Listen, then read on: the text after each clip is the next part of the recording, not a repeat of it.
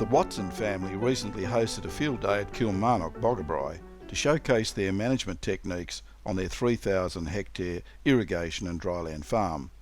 They were winners of the Brownhill Cup, which is awarded to farmers who achieve sustainability, productivity and profitability. One of the tenets was probably our direction with saving water. I believe we've managed to increase our water use efficiency in both cotton and grains when we've had the water available.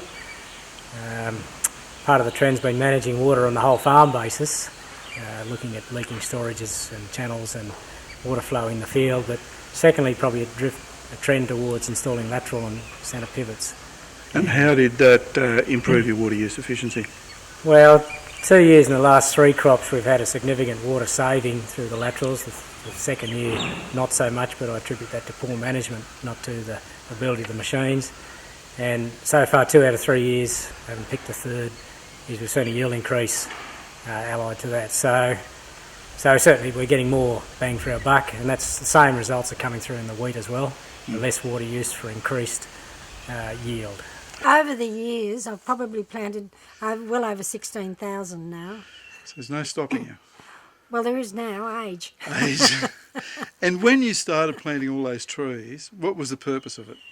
In the beginning, it was probably trying to stop erosion on the riverbank was the initial thing.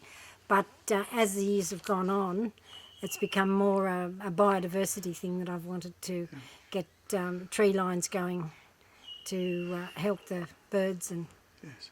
So what sort of an impact do they make then on reducing sprays and things on your cotton farm? Well, in the last few years, especially since we've been doing some of the university studies, we've found that we've been able to stop using the chemicals for insects.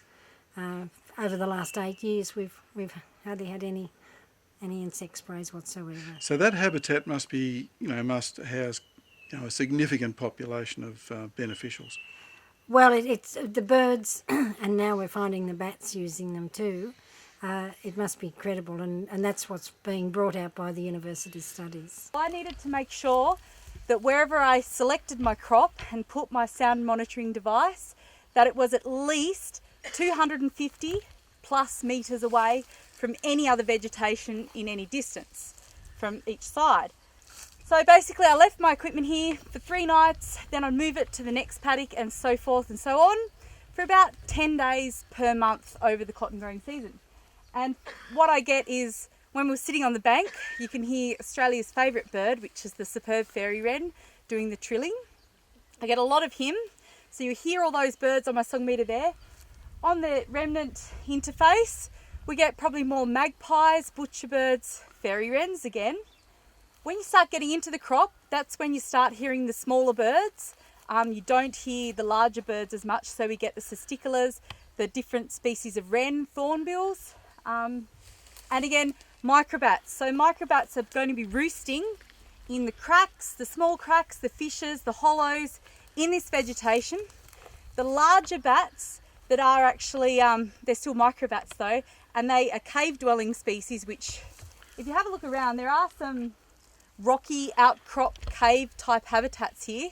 Now, they're endangered and they're travelling long distances, and I'm recording them in the centre of crop. And the other bats are coming from those cracks and fissures in the remnant, flying out. They don't generally land.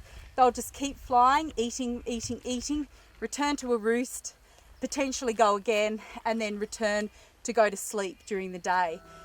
The Watson family have spent the last 50 years of continual improvement through informed and well-researched decisions, integrating the surrounding environment with ongoing farm operations, and a commitment from each generation to seek the best management options to sustain the asset they have for future generations.